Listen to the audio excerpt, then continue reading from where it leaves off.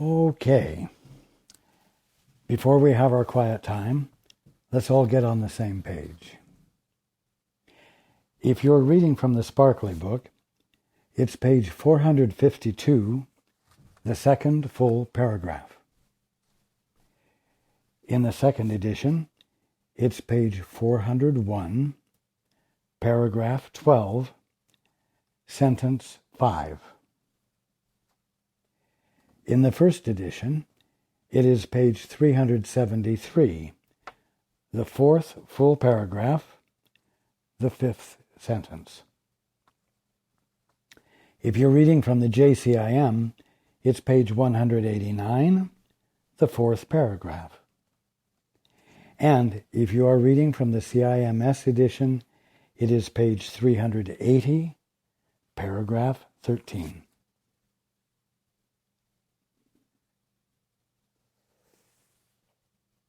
Okay. Let's take a few moments to be quiet together.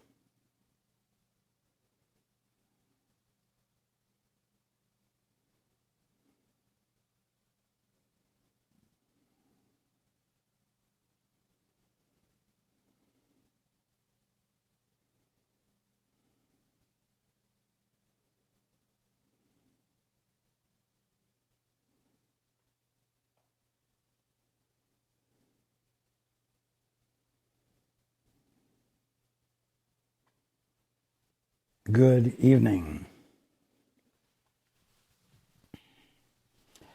and welcome to everyone who's joining us on the internet.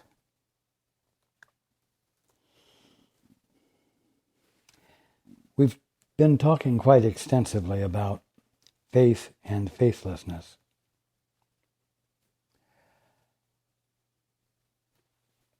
And the meaning of those words is taking on much deeper significance. It, in the past, was easy to think of someone as being a faithless person or a person with a great deal of faith. It was like the difference between faith and faithlessness were the presence or absence of faith. If you had faith, you were faithful. You had faith. You were positively oriented in the world. And if you were faithless, you lacked faith. You didn't have a whole lot of faith, and therefore didn't seem to experience much of a positive attitude toward life. But as we've been discussing it, and as A Course in Miracles has given greater definition to those words, these words have become transformationally significant. Faithlessness isn't just a matter of lacking faith, lacking a positive orientation. Faithlessness, as we've been discussing, is constituted of you approaching life, gathering the meanings of life, coming to conclusions about life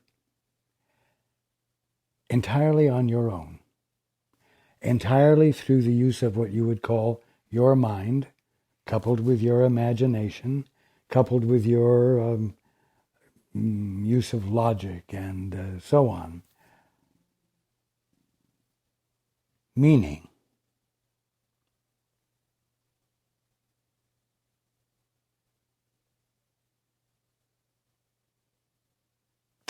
That your practice of faith has not involved being joined with the Father or being joined with that which formed all of creation, and as a result, your conclusions cannot be true because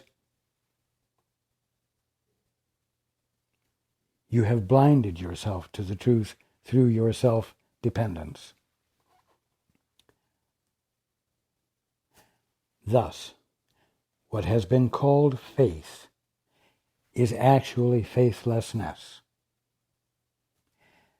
You have not brought the faith that dawns upon you, that infills you when you abandon your best judgment and your best reasonings, and you say, Father, what is the truth here? That's when you practice the holy instant. You could say that opening to the Father and the request of the Father constitutes faith on your part. But the real faith is what is revealed to you in your state of innocent inquisitiveness in your reaching out to the Father. Because the Father infills you with faith. The Father infills you with faith by revealing to you the truth about your situation. You see? And as a result of that inspiration, you understand what you didn't understand before. Now,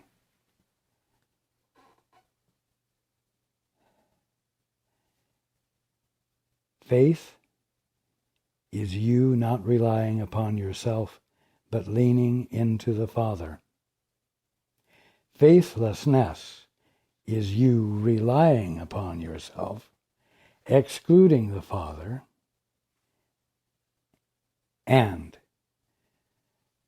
causing yourself to misunderstand and misinterpret everything you're experiencing.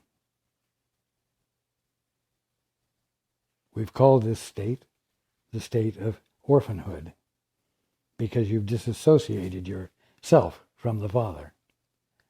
Faith, on the other hand, is when you reestablish your association with the Father and receive his inspiration. Do you see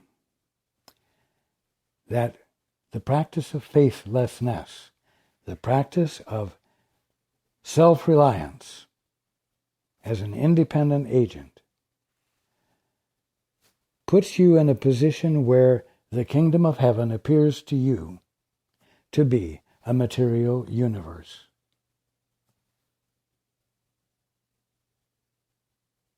On the other hand, the practice of faith, placing you in firm relationship with your Father, causes you, by virtue of the influx of realization that the Father gives you, to see the kingdom of heaven as the kingdom of heaven.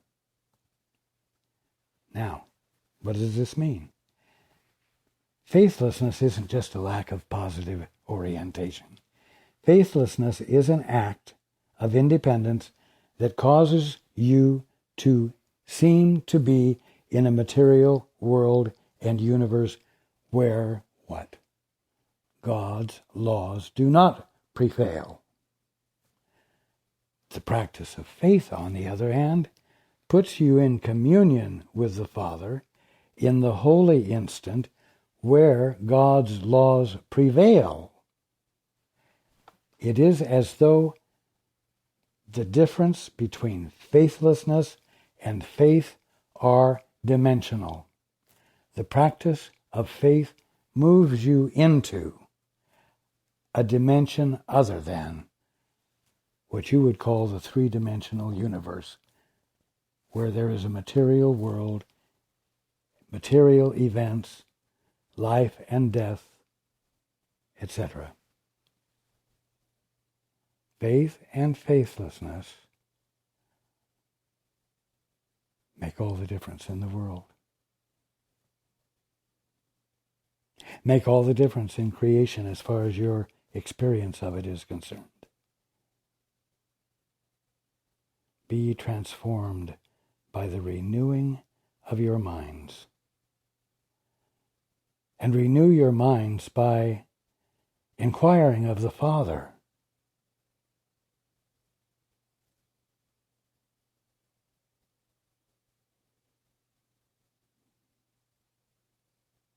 Do you want to be free of sin, disease, and death, suffering, hatred, jealousy, the endless list of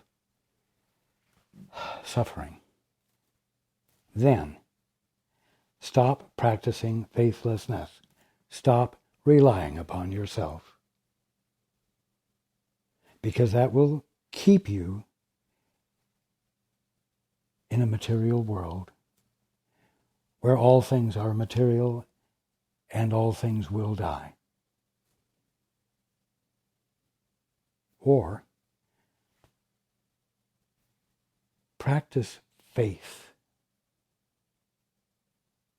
Practice faith by putting yourself in communion with something other than yourself, which you give deference to because you know it is your Father, because you know it is God, because you know it is the infinite intelligence. And join with commitment, because you do want to have an experience of what can only be described as another dimension.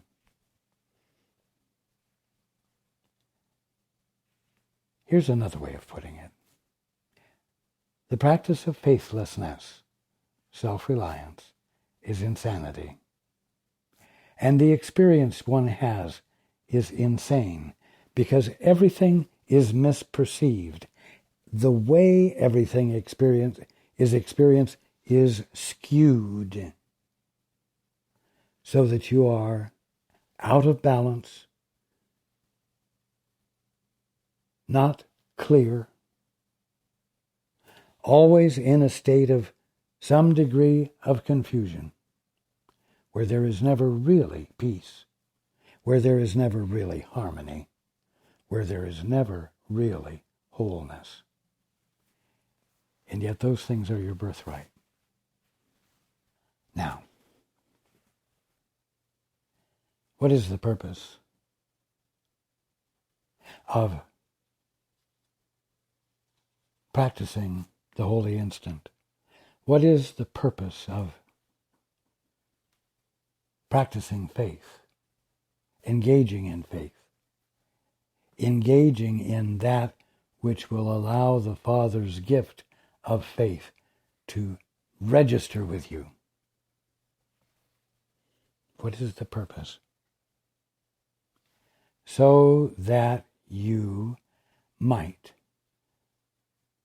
join with the Father, reinstate your relationship with Him, from whom all of the meaning of you is derived. Why?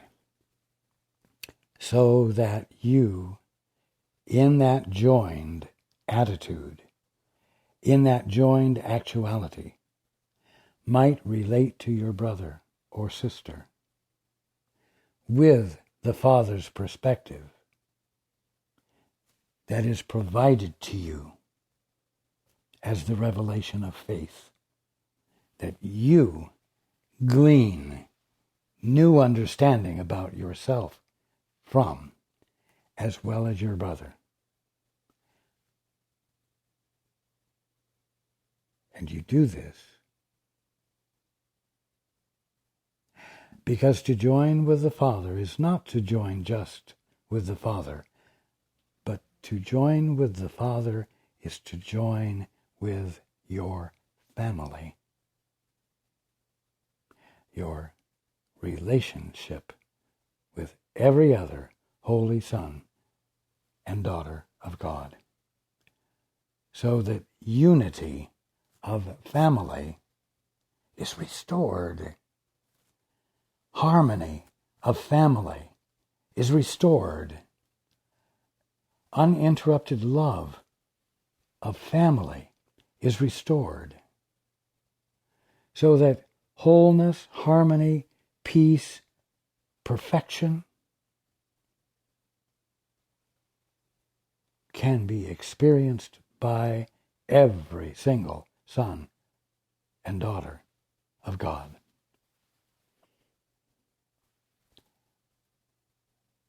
Practice the holy instant so that you might be able to spontaneously engage in holy relationships with your brother, with your sister, and with your world and everything in it, in which your brother, your sister, the world and everything in it are restored to perfection.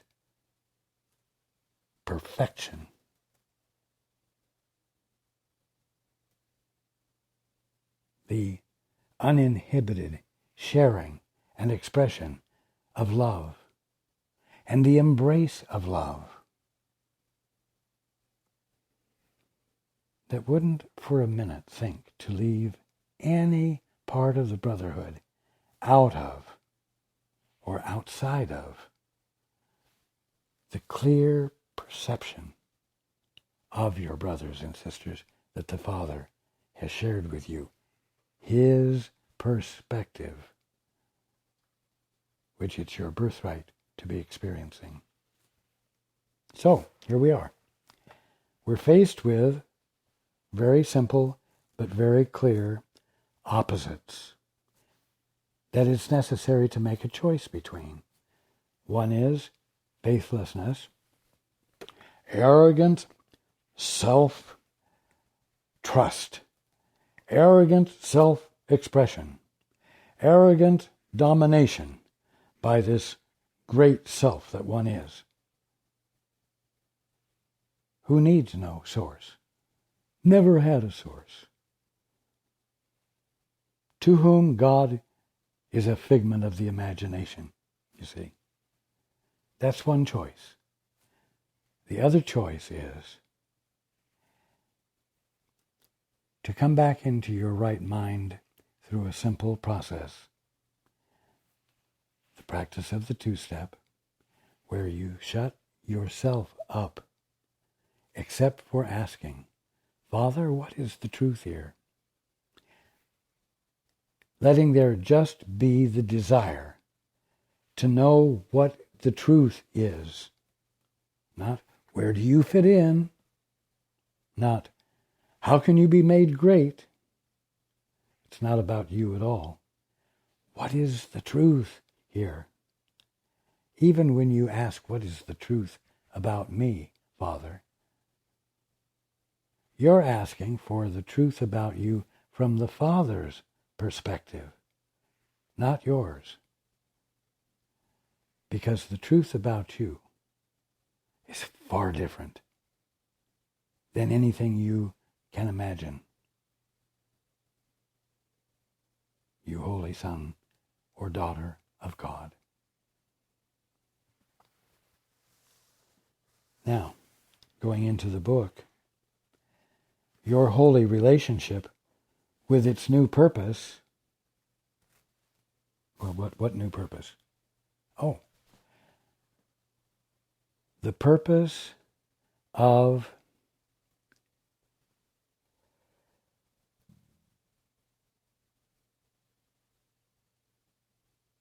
not doing anything in the relationship until what is appropriate is revealed to you, until the perspective of what is true is revealed to you, because you refrain from relating until first you've said, Father, what is the truth here? I want to know your perspective. I want to be filled with your perspective, so that that perspective, we'll say, colors everything I see about my brother or my sister, about the one I want to be in a holy relationship with. You see, you want your perception of the one you're in a holy relationship with to be derived from the Father's perspective that has been gifted to you because you asked the Father first, what is the truth about my partner? What is the truth about this one I want to be in a holy relationship with? You see?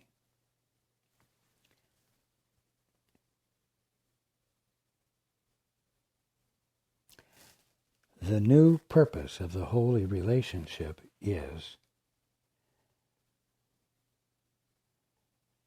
to engage in it through the Father's perspective that is gifted to you. Because in the receipt of that perspective, you become an agent for change in the sense of one who is healed that is capable of extending the gift of healing. To whom? We'll say in this case, the one you've chosen to be in a holy relationship with. You see the difference? It's not about you learning something new that you can do. That is a far better thing to do for your brother or partner than you've ever done before, all by yourself, without ever having inquired into a larger picture, a different dimension of experience. You see? So your holy relationship with its new purpose offers you faith that's given to you to give unto each other, which, as I shared last time, happens spontaneously. Your perspective is imbued with clarity, which just naturally, spontaneously is extended to your brother or your sister or your world, that which you choose to be in a holy relationship with. Your faithlessness had driven you apart. And this is a statement that is true of all mankind, of all who are relating to each other independently, as independent agents, not holy sons or daughters of God.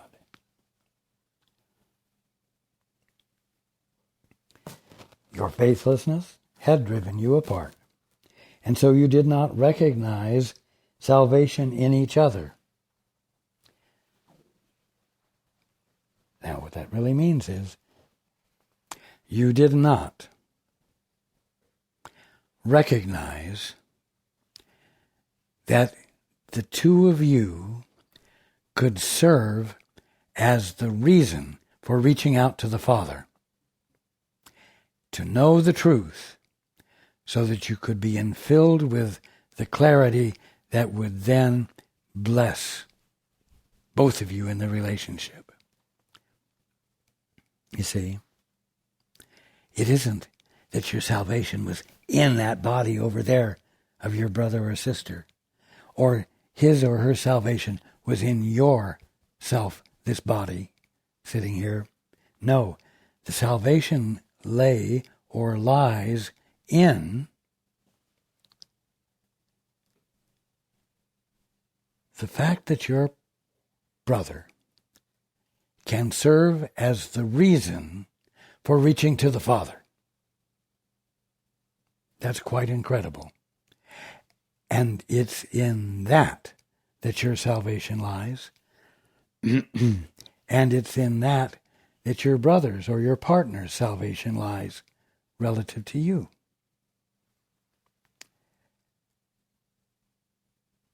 Your faithlessness had driven you apart, and so you did not recognize salvation in each other. Yet faith, the gift of the Father, unites you in the holiness you see as the result of the perspective that the Father has given. Not through the body's eyes, but in the sight of him who joined you and in whom you are united. Who joined you? The Father or the Holy Spirit. That perspective joined you with your partner spontaneously. You, illumined by truth and love, became a new kind of partner. in the holy relationship. You see? A new kind of partner, which is the result of the gift of clarity that the Father gives you, and that the Father has always been intent on giving you, even while you were choosing to ignore him and believe and act as though you are an independent agent. Grace. And what else could you call this gift and the result of it but grace? Grace is not given to a body. You see, me, this body here, giving something to you, that body over there. No, grace is not given to a body, but to a mind. And the mind that receives it looks instantly beyond the body, because that's what happened. That's what happens. In the insight that is received, one realizes that all of the perceptions about the body were not accurate. There are entirely different perceptions about it, and its innocence and its holiness, you see. And you look beyond the meanings that you had looked at before and determined things by. And you look to see the one that's revealed to you by virtue of the Father's gift of insight and illumination. Faith unites you in the holiness you see, not through the body's eyes, but in the sight of him who joined you and in whom you are united. Grace is not given to a body, but to a mind, and the mind that receives it looks instantly beyond the body and sees the holy place where it was healed.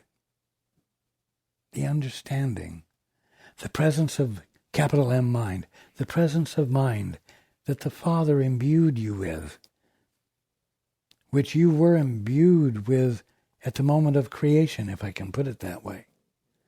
But now that you've decided to rejoin the Father, it seems as though you become imbued with it for the first time, even though you're being imbued with it again. You see?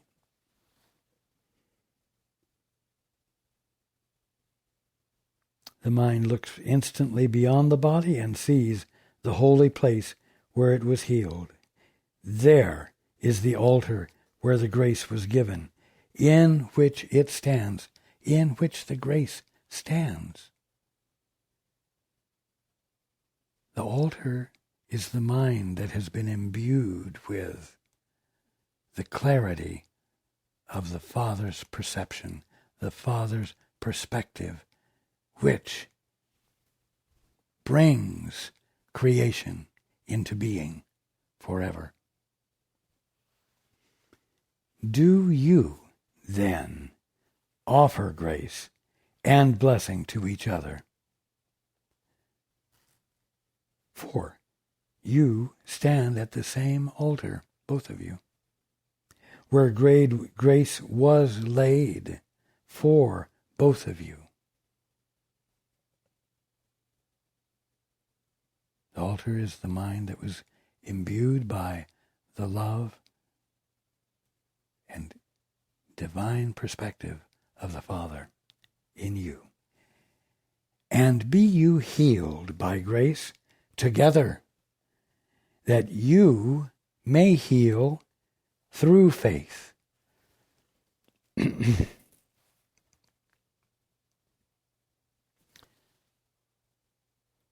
When you have abandoned your independence, when you've abandoned your divorce from the Father, unity returns, as I said, between you and the Father, and you and your family. You and everything.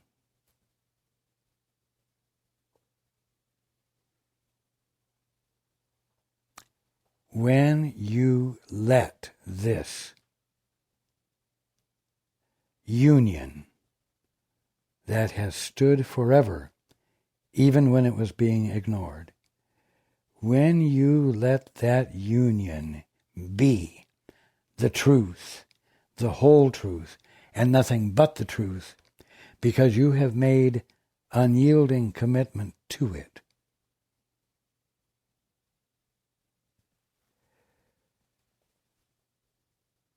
then you are healed, and you are in a position to heal your brothers and sisters. The blessing given you, you are in a position to extend to those brothers or sisters who still don't recognize the truth and are still bound by their insistence upon independence and the bondage and the terror that governs them in that false position. You're in a position to be able to heal because you're not fooled into believing what they're still believing. And you can help them set down their beliefs.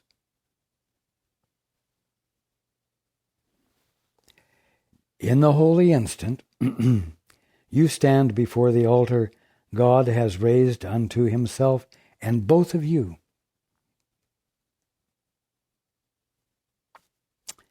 lay faithlessness aside. When the gift of faith is presented to you, you have to be willing to lay faithlessness aside. You have to be willing to abandon your addiction to your own self-assertion and your own best attempts to make something out of yourself on your own, by yourself. You have to be willing to lay that faithlessness aside with commitment to what will be received as a result before you have received it. Lay faithlessness aside and come to it together, the altar. There will you see the miracle of your relationship as it was made again or anew through faith. What faith? The faith gifted to you when you reached out to the Father. And there it is that you will realize that there is nothing faith cannot forgive. Why? If faith is the Father's perspective, replacing your misunderstandings, and the true understanding uncovers perfection, harmony, love, then anything that had been a cause for withholding forgiveness will no longer stand in the way of your letting go of your lack of forgiveness and extending the clarity that either joins another's newfound clarity or serves to help lift that other one out of ignorance that he's still holding on to. You see?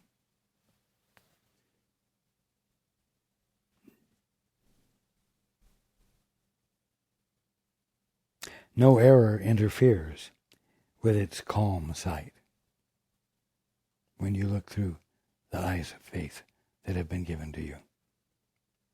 No error interferes with its calm sight, which brings the miracle of healing with equal ease to all of them. For what the messengers of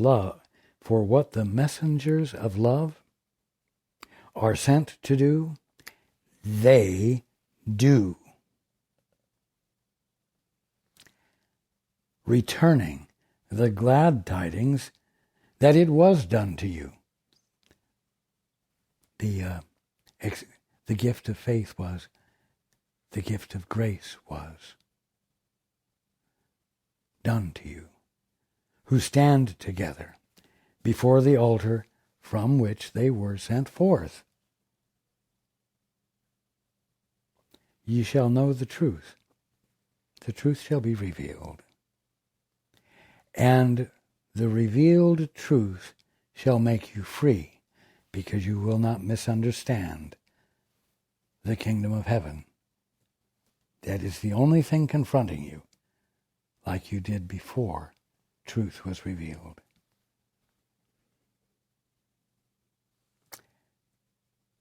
You know, as faithlessness will keep your little kingdoms barren and separate, as your staunch acts of independence and of being a free agent to do whatever you damned well please, as that is abandoned, that being faithlessness,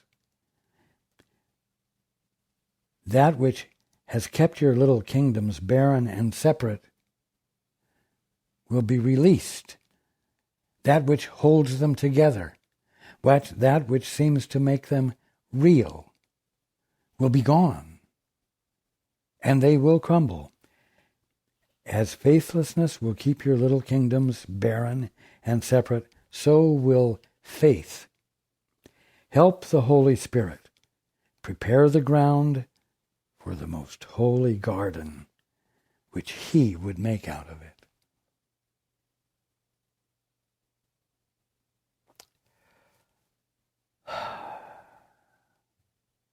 The Holy Spirit, which is nothing more than your right mind, when it is returned to you because you're not holding it apart from yourself any longer,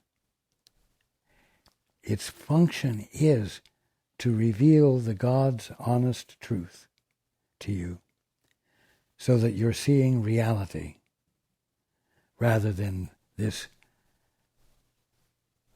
kingdom of mortality and materiality that your independent stance has created for you.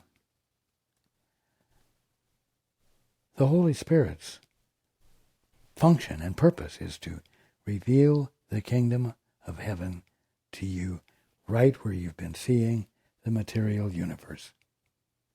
That's the garden, the kingdom of heaven.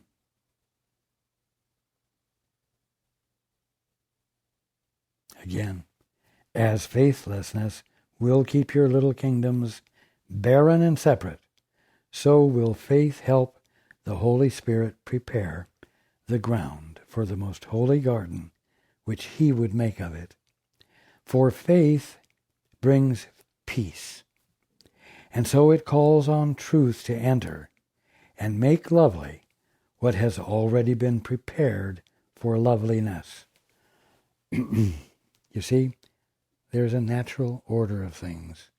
When you're willing to abandon your orphanhood, when you're willing to reach out to the Father once again and say, what is the truth here? And you do it with commitment. And you don't abandon the intent until the Father has responded. In other words, until you have been willing not to defend yourself against it any longer. Then faith is gifted to you. And with faith comes something else. Peace. Peace that isn't governed by circumstances.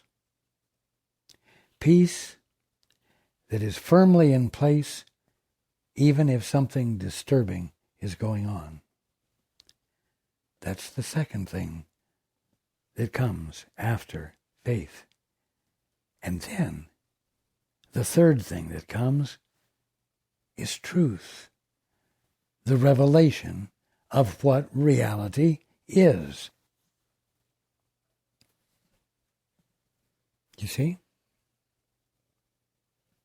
Faith, peace, truth. Sort of like the three wise men. They come together, but they come in that order. So faith and peace have already been part of the preparation of loveliness, which the coming of truth manifests before your eyes, opens your eyes to. The dawning of truth is the uncovering of loveliness, the loveliness of the garden, the loveliness of the kingdom of heaven, which you have been misinterpreting for so long. Truth follows faith and peace, completing the process of making lovely, which they begin. For faith is still a learning goal, no longer needed when the lesson has been learned. Yet truth will stay forever. The dawning of truth, the uncovering of truth, that is the result of your practicing the holy instant. That will remain forever because your sanity has returned and you are experiencing yourself as whole again. So, last week I spoke about dedication and commitment, where you ask the Father, what is the truth? Or you pray. And it's revealed because you persisted in listening. And then you set the seal upon it by saying yes to it. You see? This is a commitment with follow-through. A commitment with depth that is anchored solidly in reality. Anchored solidly in the Father's presence of mind that is His gift to you. Let then your dedication, your commitment, your resolve, let then your dedication be to the eternal. In other words, the other dimension, the reality which is totally obscured to you as what it truly is when you're practicing faithlessness. In other words, self-centered independence. You see? What are you going to give your faith to? What are you going to honor and back up with your honest resolve? It's one or the other. It's a material world and universe where sin, disease, and death are the rule. Or it's the kingdom of heaven where life, truth, and love are real and eternal and unassailable. Let then your dedication be to the eternal and learn how not to interfere with it and make it slave to time. Yes? How do you interfere with it? You interfere with it by thinking on your own. You interfere with it by attempting to engage in independent acts of control. You see? So learn how not to interfere with it and make it slave to time. In other words, a material world and universe in which time passes and things deteriorate and you wither and die. For what you think you do to the eternal, you do to you. Whom God created as His Son, meaning every single one of you, all of us, whom God created as his Son, is slave to nothing, being Lord of all, what? On his own? In his own right? No. Being Lord of all along with his Creator. Joined. No sense of separate selfhood. No sense of separate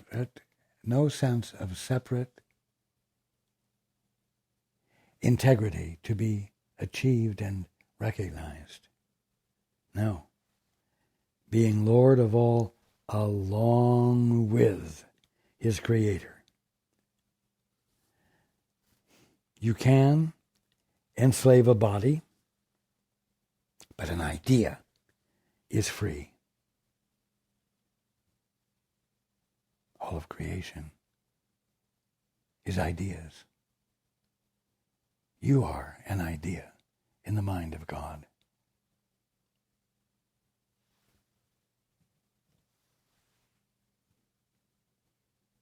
You can enslave a body, but an idea is free, incapable of being kept in prison or limited in any way except by the mind that thought it. Now, the mind that thought creation, the mind that moved, which caused creation, is because of its perfection, harmony, and the fact that love is the substance of it, means that every idea is free and continues to be free. That is its birthright and its destiny, and that cannot actually be changed. So, you can enslave a body, but an idea is free, incapable of being kept in prison or limited in any way except by the mind that thought it. So we've already gotten it clear that the nature of God's mind is such that it would use its ideas only to express the infinite freedom of God, the mind of God. For it remains, every idea remains joined to its source, obviously, which is its jailer or its liberator, according to which it chooses as its purpose for itself.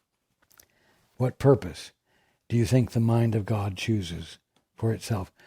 What purpose do you think the Holy Spirit, which is nothing more than your right mind, chooses for itself? When you are in harmony with the Father, when you are in harmony with the Holy Spirit, your right mind, you choose as the purpose for yourself holiness, immaculate perception.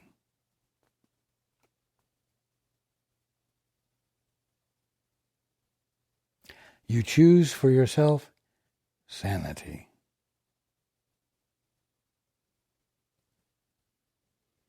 But if you decide to think a little bit and imagine definitions of yourself and things for you as this definition to do, to create, to make, to control,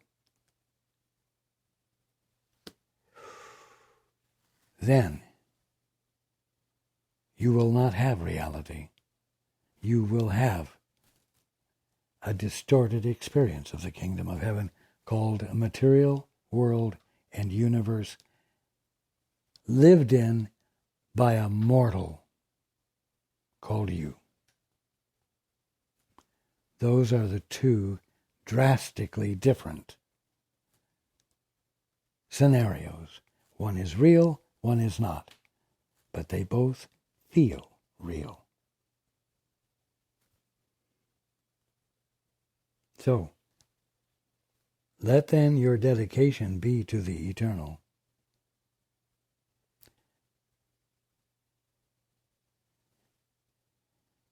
And begin today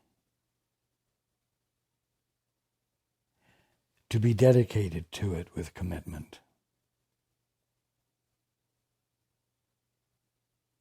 And understand that no matter what you're engaged in during your day, your commitment to see what everything truly is does not constitute a distraction from anything essential that you need to do to survive.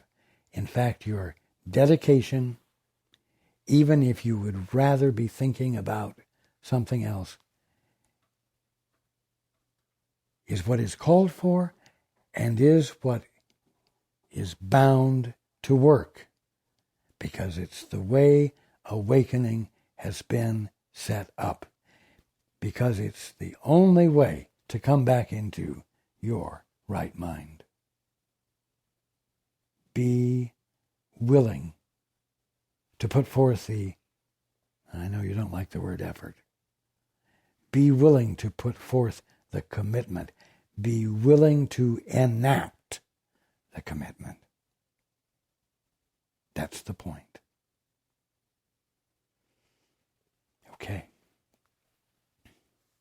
I look forward to being with you next time.